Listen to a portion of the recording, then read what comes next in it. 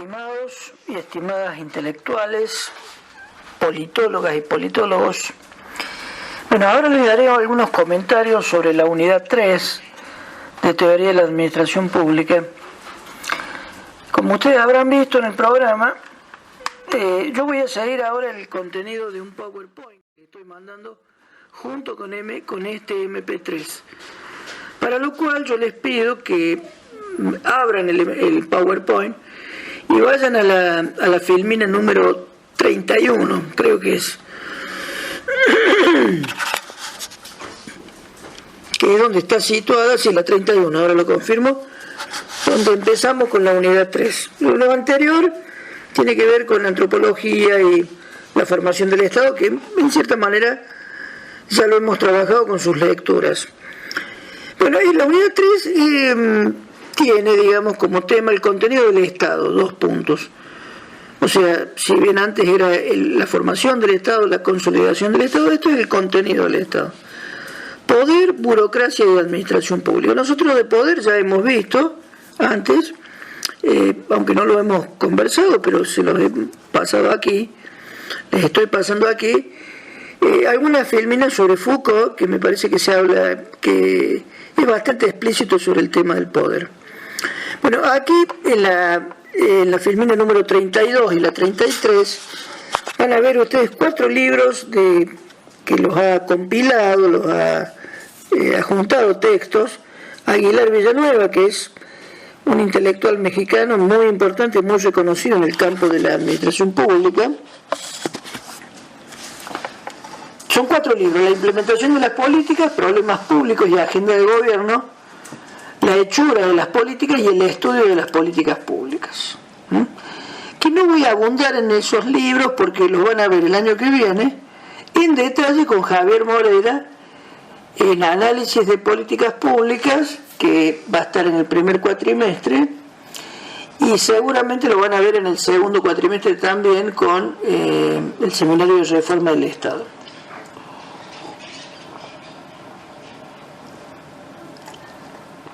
Bueno, la filmina número 44 dice, como contenido de esta unidad: las escenas del poder estatal, el orden capitalista, producción y distribución de la riqueza, la nación como artefacto estatal de la modernidad, la hegemonía en Gramsci, una teoría política de la dominación de clase, que esto tiene que ver con la producción teórica de Gramsci, el bloque histórico en Gramsci, que sería una teoría histórica de los modos de producción. Esto es con Gramsci, que acá está trabajado con un texto de Mabel Tweitter-Rey. Bueno, después viene el Estado visto desde sus márgenes, modernidad e hipermodernidad, modernidad y posmodernidad, sociedad industrial y postindustrial, Fordismo y postfordismo, democracia liberal y globalización. Los textos que yo he seleccionado para esta unidad es un texto muy, muy importante de Benadas, que es una autora hindú. Es un texto del año 2008 que se llama El Estado y sus márgenes, que dentro de unos minutos lo vamos a trabajar en detalle.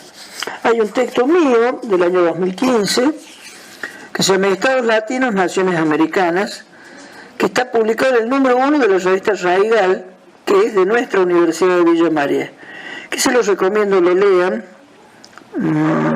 No puedo decir yo si es bueno o no, pero yo de lo que me encargo ahí es de trabajar el tema de cómo se ha construido históricamente el Estado en nuestra América Latina y cómo estos estados han hecho que nuestros países latinos nos permitan sentirnos a todos diferentes.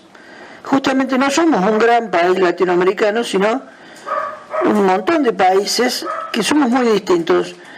A algunos, a la gran mayoría, nos une el idioma español, pero no mucho más, y justamente nos hemos diferenciado.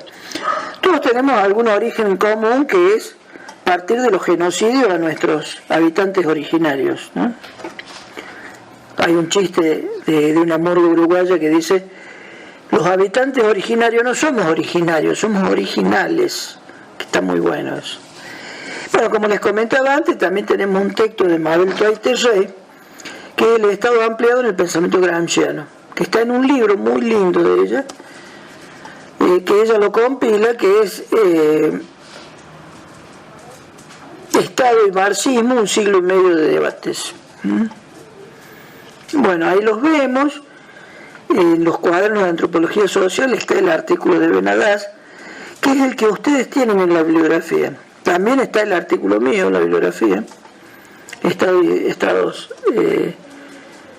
latinos y naciones americanas. Y bueno, y el de Mabel Twaite-Rey, que es Estado y marxismo. El Mabel Twaite-Rey está el libro completo, o sea que ahí hay muchos artículos muy interesantes.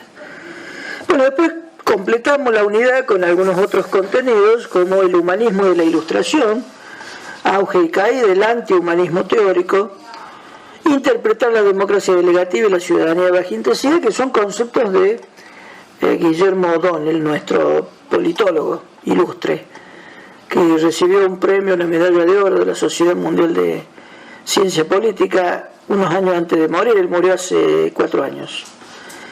Bueno, los derechos en la sociedad de mercado, la tecnocracia, fetichismo de la mercancía y fetichismo de Estado, la burocracia como fenómeno global. Esto ahí tenemos un texto, que es un texto que hicimos con 2 compañeras, con Estela Reyes y con Marta Giacone, que se llama Individualismo y Burocracia Estatal. Y lo presentamos en el coloquio del IFAP, del instituto donde estoy en la Universidad de Córdoba, en el año 2015. Es un artículo breve y se los recomiendo. Me parece que es muy accesible. El Estado burocrático autoritario, la ideología burocrática en el neoliberalismo, la burocracia en América y Argentina. Bueno, esos son los textos que me parece que de alguna manera estos contenidos se pueden encontrar en el texto texto que hice con mis amigas. Y en las lecturas complementarias hay un libro que coordino yo, que se llama Estudios sobre Burocracia y Estado de Capitalismo. Bueno, como ustedes ya se van dando cuenta, en esta unidad 4 profundizamos con los contenidos de la burocracia como la estructura, digamos, como la carne del Estado. Bueno, uno de los textos, además de esto que les mencioné, uno de los textos que recomendamos es un texto muy bueno de Laval y Dardot, Christian Laval y Pierre Dardot, se llama La nueva razón del mundo, ensayo sobre la sociedad neoliberal, que yo les recomiendo que lean entre la página 11 y la 25.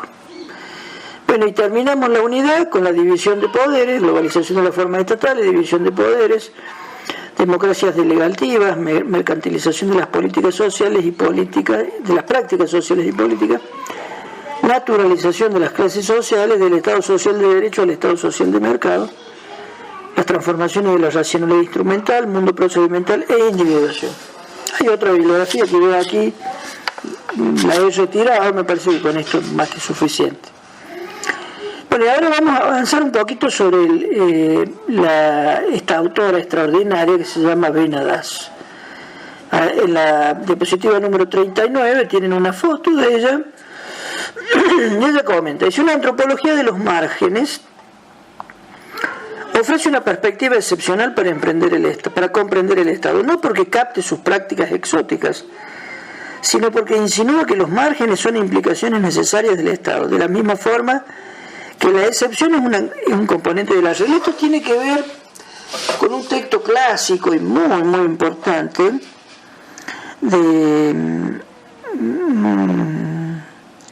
que se llama La lucha contra el Estado. Ya me voy a acordar del autor, un autor clásico, donde él comenta que en las sociedades primitivas de América Latina, que él estudió los aborígenes en la zona que está entre Paraguay y Brasil, él dice que sería los márgenes del Estado, aquella zona donde se sospecha que hay una tendencia a construir estados. ¿Esto qué quiere decir? Que hay como un peligro de concentrar el poder. Entonces, en esas tribus primitivas, por ejemplo, el cacique, que tenía el poder, en realidad él tenía que dar cuenta de su trabajo a la comunidad. Y si la comunidad no acordaba con lo que él había hecho, lo mataban. Esto me parece que es justamente esa forma de prevenirse contra la concentración del poder. El poder no lo tenía el cacique, porque nunca le era delegado. De alguna manera se lo era como algo así como prestado, ¿sí? Se confiaba en lo que él hacía en nombre de todos hasta que demostraba que no lo había hecho en nombre de todos, sino para su propio beneficio, y ese era el fin del cacique. Bueno, acá tenemos 3 libros de Benadas, nuevo, que es Violencia, Género, Violencia, Cuerpo y Lenguaje, Otros Sujetos del Dolor, Agentes de Dignidad, y el último, Life and Words, Violence and the Descent into the Ordinary. Es un libro que no ha sido traducido todavía.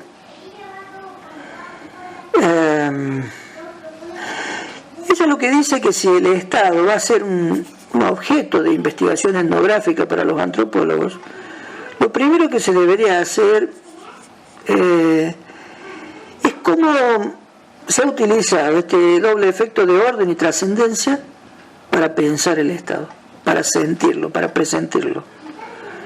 Dice, por un lado está claro que los Estados parecen consistir esencialmente en orden.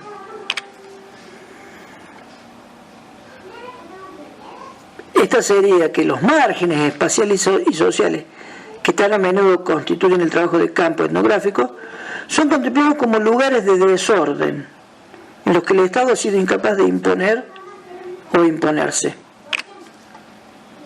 Está muy bueno eso, ¿eh? Está muy, muy bueno. En el mundo contemporáneo es imposible pensar en sistemas sin Estado, en sociedades sin Estado. Constituyen las formas de ilegibilidad, pertenencia parcial y desorden que parecen vivir en los márgenes del Estado. Su condición necesaria como objeto teórico y político. Dice, sí, los márgenes del Estado son posibles de alguna manera. Bueno, acá la tenemos en Argentina, a Benadas.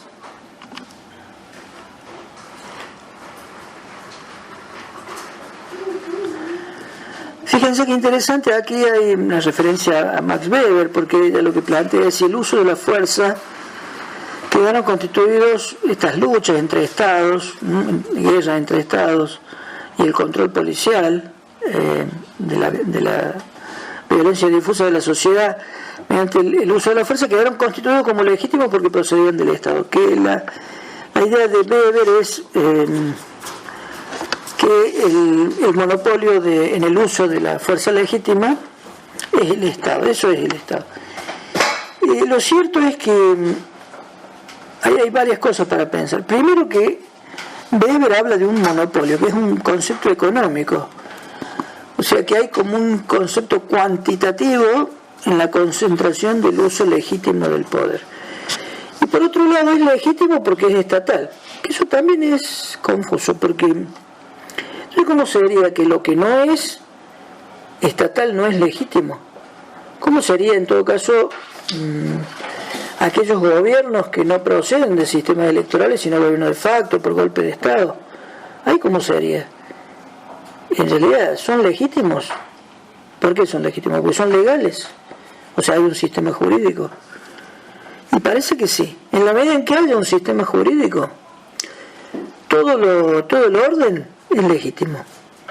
Porque es legal, es legítimo. No es al revés, que porque es legítimo es legal. De hecho, la legitimidad como consenso es dudosa justamente por esto, porque la legitimidad no construye legalidad, pero la legalidad sí construye legitimidad. Que esto lo trabajan otros autores, como Marramao y otros más, que me parece muy importante, y que justamente el que abrió este tema fue Max Weber, y es lo que permite pensar lo que ocurre en los márgenes del Estado. En los márgenes del Estado, ¿qué hay? Primero, hay desorden. Y si hay desorden, entonces, ¿qué hay? Hay legalidad, hay legitimidad. Otras formas de violencia que parecían imitar a la violencia estatal o desafiar su control, fueron consideradas ilegítimas, que es esto que les menciono. Ahí tenemos otro libro.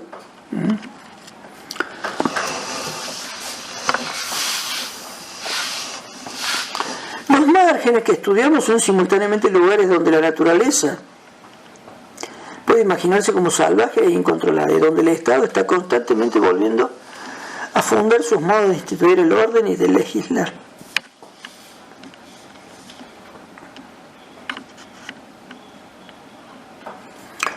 Esto sería que un primer enfoque pensaba los márgenes como lugares de personas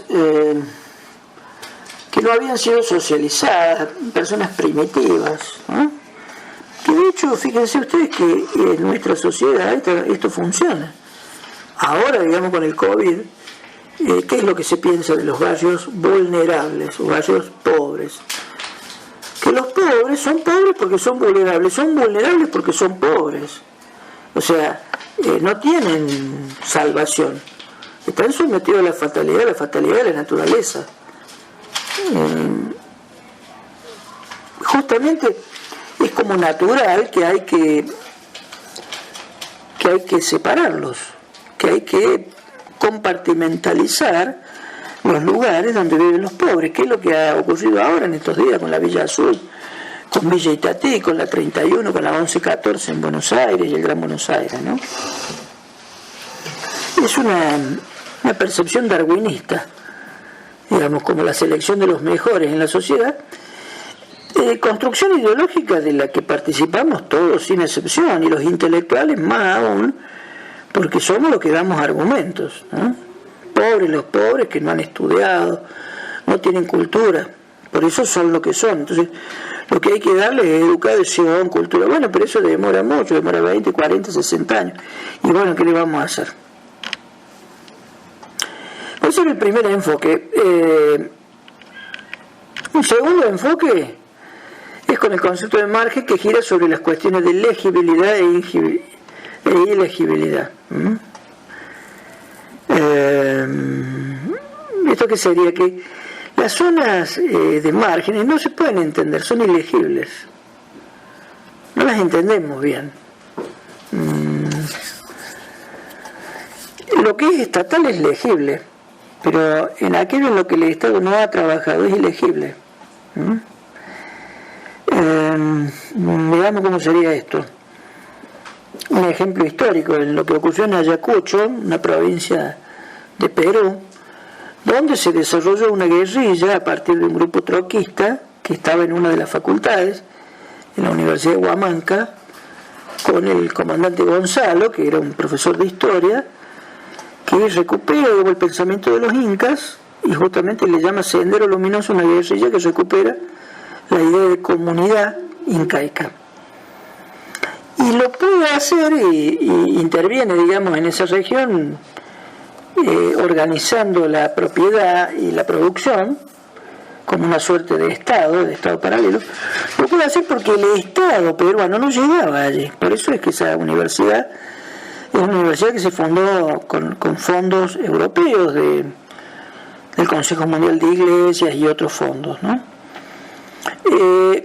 Eso es interesante porque ellos construyen una nueva legibilidad de los márgenes, que no podían ser reconocidas por el Estado peruano, que no se entendía.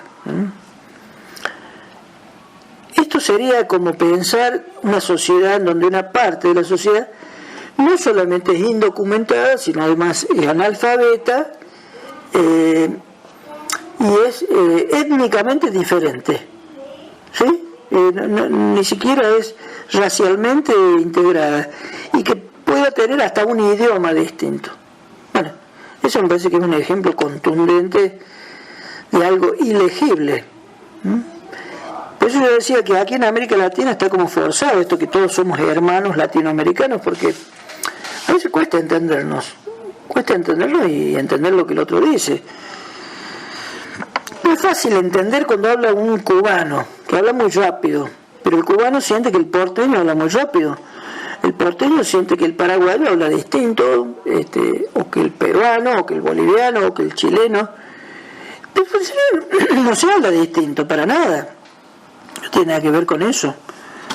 La diferencia, la sensación de otredad, no está dada por el idioma. Es mucho más que el idioma. El idioma es una parte nada más.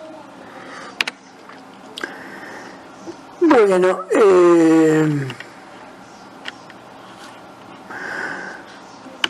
un tercer enfoque, el margen lo piensa como un espacio entre cuerpos, ley y disciplina. Cómo el Estado afecta a los cuerpos. El cuerpo biopolítico es la actividad originaria del poder soberano. Y ahí llegamos a un autor extraordinario, que trabaja mucho, Benadas, que es Giorgio Agamben. Él tiene un planteo que es el del Homo Sacer. ¿Qué es el Homo Sacer para Agamben? Es una figura oscura del derecho romano arcaico, la encarnación de una vida nuda, un atributo sobre los cuerpos de los otros. Lo interesante es que es aquel que no es esclavo, tampoco es ciudadano, sino que es un extranjero, plebeyo. Es alguien que yo lo puedo matar sin que cometa ningún delito. En cambio, a un esclavo, si lo mato, estoy cometiendo un delito porque es una propiedad. Y si es un ciudadano, es alguien igual a mí. Eso en el caso de que yo me vea como ciudadano. Ciudadano de derecho, porque los otros no son ciudadanos de derecho, ni las mujeres, en el derecho romano, ni los extranjeros y los plebeyos. Mientras que los esclavos sí eran sujetos de derecho porque eran una propiedad. Y los ciudadanos, obviamente, eran los sujetos prístinos, originarios del derecho.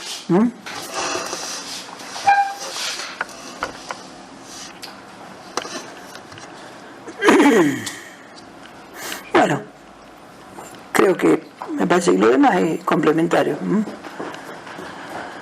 Dice así, aunque tengamos mucho que aprender de las brillantes contribuciones de Agamben y Foucault sobre cómo llega a tratarse la vida natural como un objeto de lo político, las formas de conocimiento de la antropología no toman simplemente estas categorías y las aplican a situaciones diferentes. Al contrario, los antropólogos muestran en las genealogías e historias particulares de los modos de sociabilidad que estudian cómo diferentes deseos y esperanzas y temores determinan la experiencia del estado biopolítico. Bueno, acá vemos el emprendedorismo al racismo, que es algo muy propio del neoliberalismo. Vemos cómo lo trata esto el libro que mencioné de Laval y Dardot, uno de Etienne Balibar, es Raza, Nación y Clase, también es de Balibar. Bueno, después hay una mención de distintos libros que a mí me interesó esto de trabajarlos. Esto es Fredric Jameson, es un autor extraordinario. Nosotros tenemos alguna bibliografía, el de la modernidad singular, que lo trabajamos algo está en la bibliografía, pero en este año con el COVID nos vamos a dar un descanso de Jameson. Bueno, ya no es que canse para nada. Estos autores no cansan, ¿no? Uno me parece que los tienen que empezar a leer con cierta tranquilidad, con cierto placer y disfrutarlos si puede. A lo mejor no se puede la primera vez que uno los lee, y después más adelante se puede. Hay que irlo haciendo con tranquilidad. Bueno, esto es Fredric Jameson. Es un canadiense que trabaja en la Universidad de Duke. Acá tenemos otros libros más de Jameson. Ya estamos en la filmina número 62. Y también tenemos un señor ahí, que es Giovanni Arrighi, que tiene dos libros extraordinarios. Adam Smith en Pekín, que analiza cómo, digamos, el capitalismo se desarrolla en China. Y un libro muy lindo, que es El largo siglo XX. Un libro grande, voluminoso, muy importante. Bueno, acá hay otro autor marxista muy importante, que le gusta mucho Javier Moreira. Diría yo que Javier es aquí en Córdoba uno de los que más lo lee, a Bob Jessop. De hecho, él lo conoce también a Juan Carlos Monedero, que fue el que tradujo un libro de Bob Jessop que se llama El Estado, Pasado, Presente y Futuro. Bueno, acá están los libros de Bob Jessop. Hay otro, uno de Jessop muy lindo dedicado a Nikos Poulantzas, ¿sí? Bueno, y hay un cartel de cuando estuvo en Córdoba. Vino aquí a Córdoba Bob Jessop 2 veces o 3. Le dieron doctorado honoris causa. Bueno, creo que fue importante su venida. Después tenemos a David Harvey, un inglés que vive en Nueva York. David Harvey, un hombre grande ya, un geógrafo, que vino por cuestiones académicas, vino a Argentina en la década de los 90, conoció a una socióloga argentina, muy linda, como 30 años menos que él, y bueno, desde ahí vino varias veces hasta que la convenció a la socióloga y se la llevó a vivir a Nueva York. Y bueno, y trabaja con él en la School of Economy de Nueva York. Ahí tenemos algunos libros, yo creo que son los más importantes de él.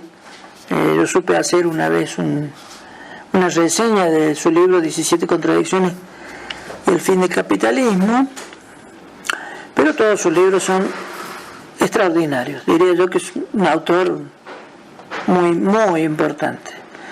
Y tiene este concepto justamente, la acumulación por desposesión. Es un concepto que consiste en explicar el uso de métodos de la acumulación originaria como forma dominante para mantener el sistema capitalista, mercantilizando ámbitos hasta entonces cerrado al mercado. Por ejemplo, la vida afectiva. Ahora la vida afectiva también es una mercancía. El amor, la compañía. Pero todos son aspectos que se han ido mercantilizando. La estética es puro mercado. Bueno, ya por último, estamos llegando a Perry Anderson, de editora teórico, editor porque fue el gran editor de la New Left Review, que es la nueva revista de la izquierda, una revista que él dirigió durante 40 años en Inglaterra, muy, muy importante. Hubo grandes debates, como el debate de Holloway, de Milliman Poulantzas, y los grandes debates estuvieron reflejados en esa revista. Acá están los libros, muchos libros excelentes libros de Perry Anderson. Ahora hace un tiempo que no saca libros. Y le acuñó el concepto de marxismo occidental.